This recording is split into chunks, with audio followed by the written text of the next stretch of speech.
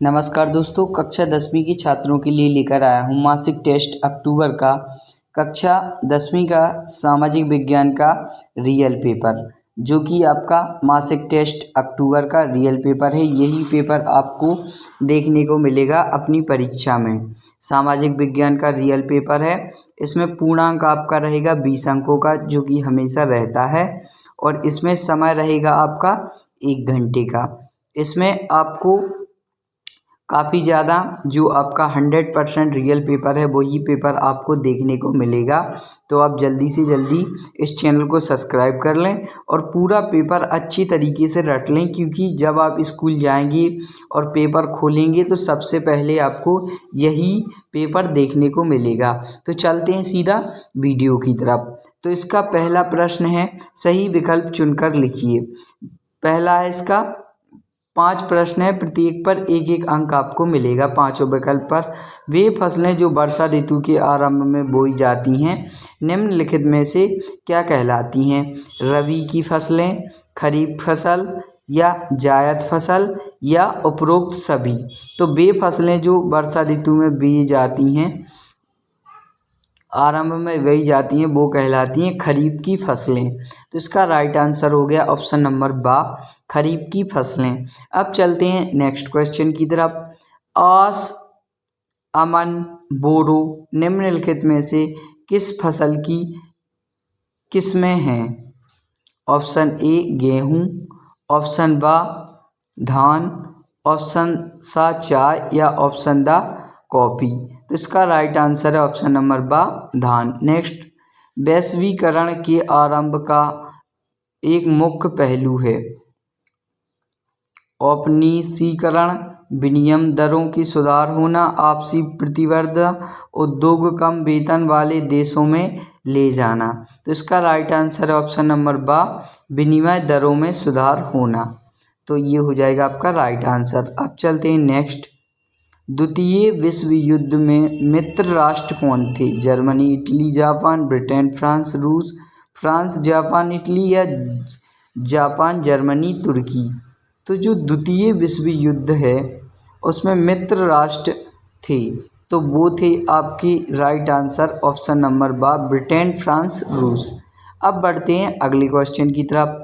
निम्नलिखित में से कौन सा लोकमत के मार्ग में बाधक है? ऑप्शन आ जातिवाद, ऑप्शन बा शिक्षा, ऑप्शन सा जागरूकता या ऑप्शन द स्वतंत्रता। तो इसका राइट आंसर है ऑप्शन नंबर आ जातिवाद। अब चलते हैं अगले प्रश्न की तरफ। प्रश्न क्रमांक 2, रिक्त स्थान की पूर्ति कीजिए। ये थे आपके प्रश्न क्रमांक 21 उत्तर पाँचों। अब चलते हैं प्रश्न क्रमांक 2 की तरफ। रिक्त स्थानों की पूर्ति कीजिए। देश में रबड़ का सबसे बड़ा उत्पादक राज्य है, खालिस्तान है। तो देश में जो रबड़ का सबसे बड़ा उत्पादक राज्य है वो है आपका केरल। अब चलते हैं दूसरे क्वेश्चन की तरफ। खालिस्तान पर आधारित सामाजिक विभाजन सिर्फ भारत में ही है, तो इसका राइट आंसर हो जाएगा जाति। अब चलते हैं नेक्स्ट। दाल उत्पादन में विश्व का सबसे बड़ा उत्पादक एवं उपभोक्ता देश है, खालिस्तान है।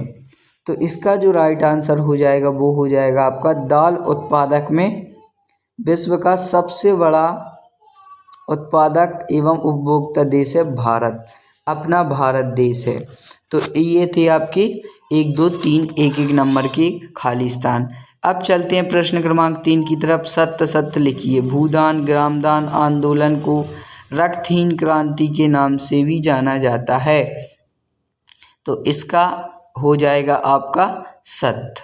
नेक्स्ट, ज्वार बाजरा और रागी भारत में उगाए जाने वाले मोटे अनाज की किस्में हैं, तो ये भी आपका हो जाएगा सत्य।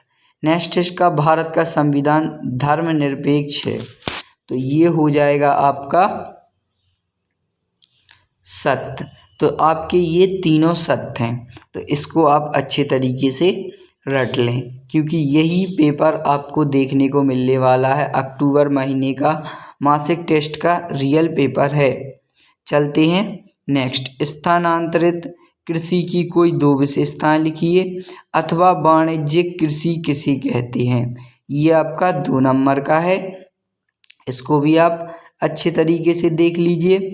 5वां है आयात शुल्क से क्या तात्पर्य है। पहले आप चौथे का देख लें।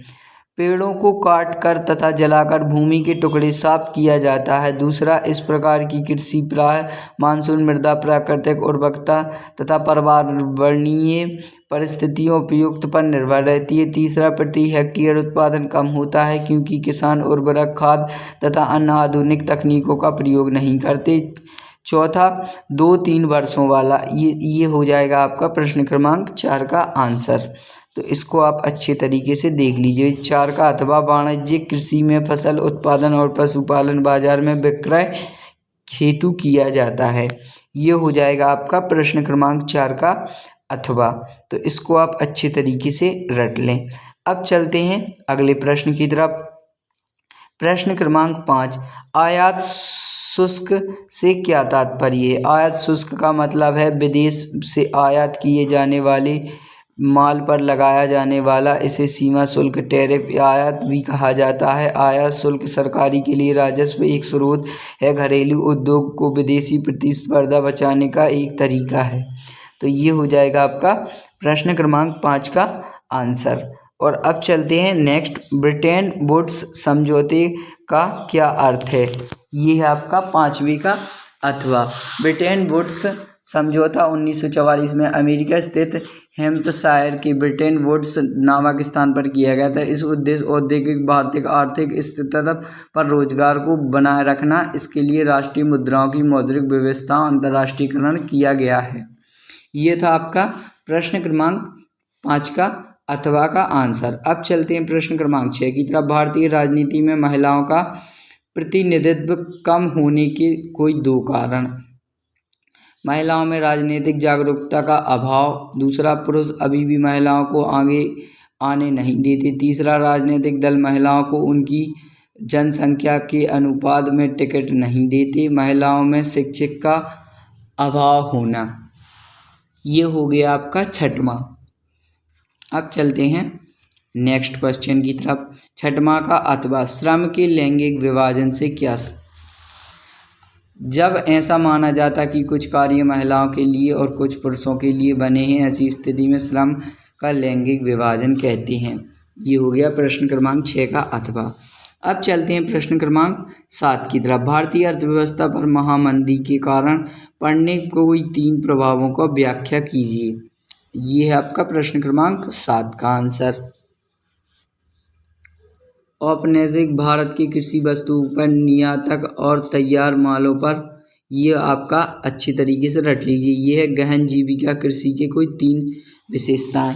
ये आपका प्रश्न क्रमांक 7 का अथवा। गहन जीविका कृषि की 3 विशेषताएं। इसमें ज़्यादा श्रम, पूंजी, रासायनिक उर्वरक और कीटनाशकों का इस्तेमाल होता है। इसमें कम परत अनुपात होता है। इसमें ज़्यादा फसलें उगाई जाती हैं। ये प्रश्न क्रमांक 7 का अथवा।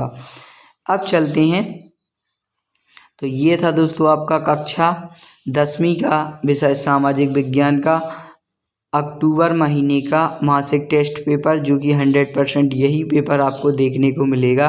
अगर वीडियो अच्छी लगी हो तो लाइक, कमेंट, शेयर जरूर करें और चैनल को सब्सक्राइब कर लें। वीडियो को एंड तक देखने के लिए धन्यवाद।